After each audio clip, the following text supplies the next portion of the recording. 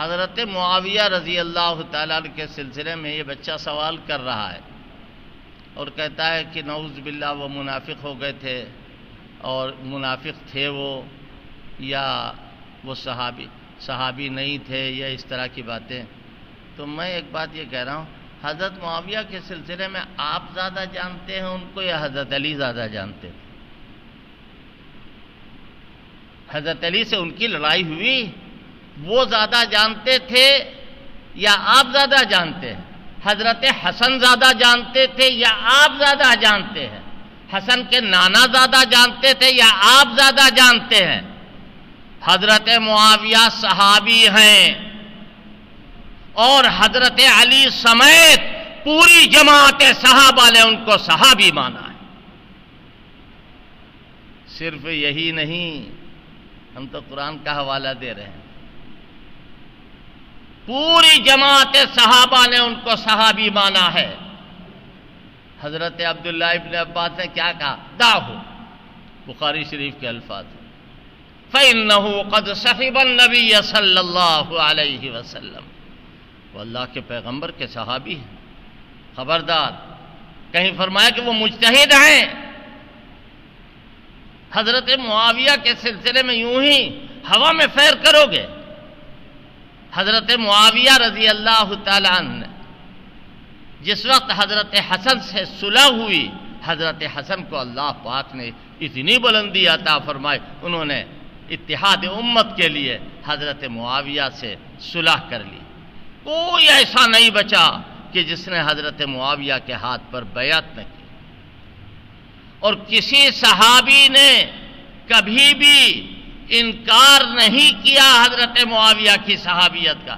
کوئی آدمی اگر حضرت معاویہ کے سلسلے کوئی بات کہتا ہے تو ہم تو فوراً یہی جواب دیتے وہ صحابی تھے. امام بخاری نے حضرت معاویہ کے فضائل و مناقب میں کوئی لمبی روایتیں نہیں پیش کی. غور سے سنیے گا اس بات کو. اور یوں لکھا باب و ذکر معاویہ.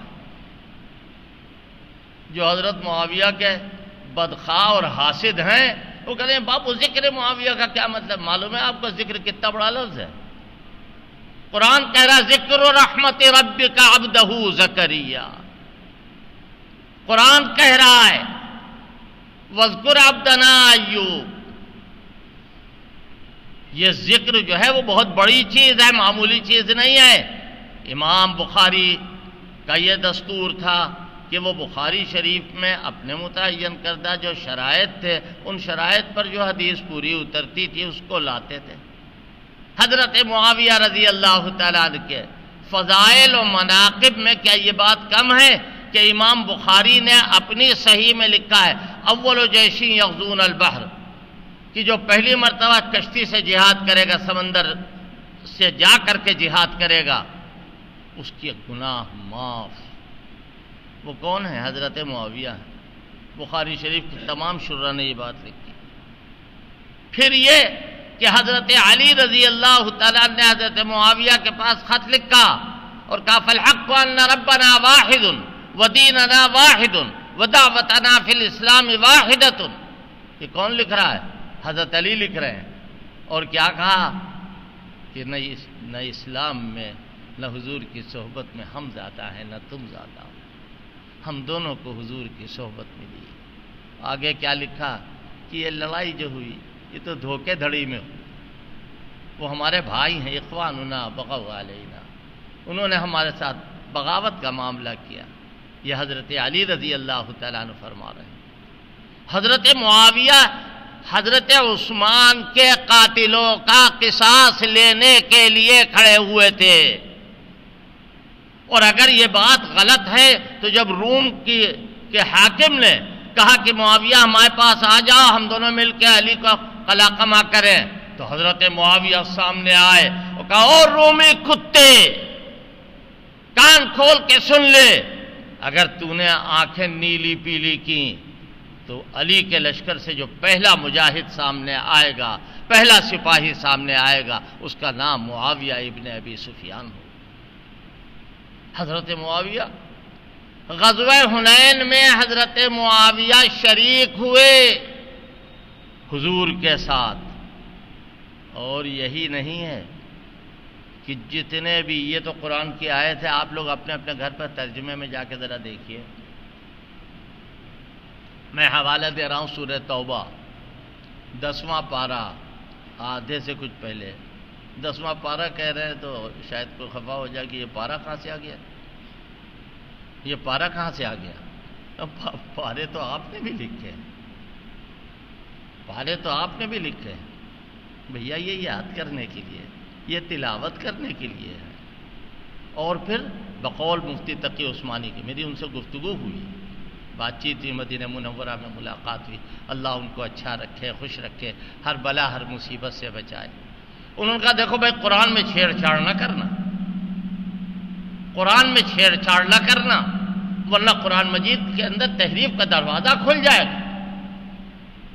حنین میں جو لوگ، جو صحابہ شریک تھے، صاف صاف لفظوں میں کہہ رہا ہوں، قرآن ان کے بارے میں کہہ رہا ہے ثم انزل اللہ سکینتہ علی رسولہ وعلی المؤمنین وانزل جنودا لم تروها. کہ یہ وہ لوگ جن کے پیر اکھڑ گئے تھے، وہ لوگ جو خوش ہونے لگے تھے، اللہ تعالیٰ نے ان کی نصرت کے لیے ایسا لشکر بھیج دیا کہ جس کو تم نہیں دیکھ رہے تھے. اور ایک خاص چیز جو پہلے بیان کی ہے، ثم انزل اللہ سکینتہ، اللہ نے ان پر سکینہ اتارا. ارے ڈوب کے مرو،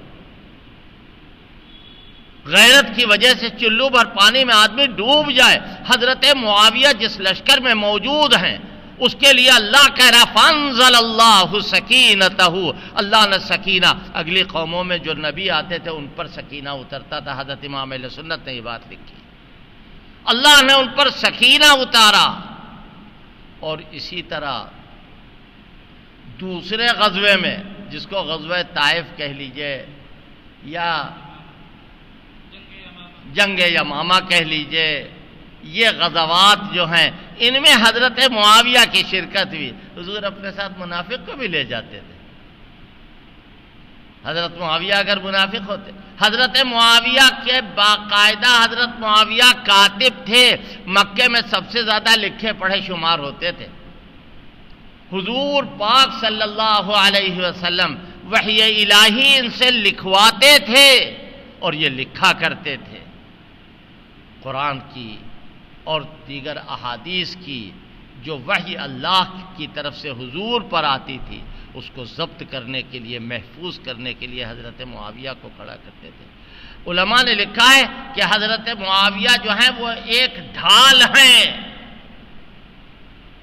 اگر اس ڈھال کو ختم کر دو گے اور ان کی طرف انگلی اٹھاؤ گے تو کوئی صحابی بچے گا نہیں. اور ہمارا یعنی اہل سنت و جماعت کا سب سے بڑا امتیاز یہ ہے، سب سے بڑا، یہ بات لے کے جائیے گا کہ ہم صحابہ اکرام کے سلسلے میں الٹی پلٹی بات نہ سنیں گے نہ کہیں گے. صحابہ اکرام میں چاہے کسی کا نام ہو بخاری میں یا نہ ہو، 50 نہیں 1000 صحابہ ایسے ہیں کہ جن کا نام نہیں ہے. ہم کہتے نہ ہو، اگر وہ صحابی ہیں تو پوری کائنات میں نبیوں کے بعد اپنے بعد والوں سے افضل.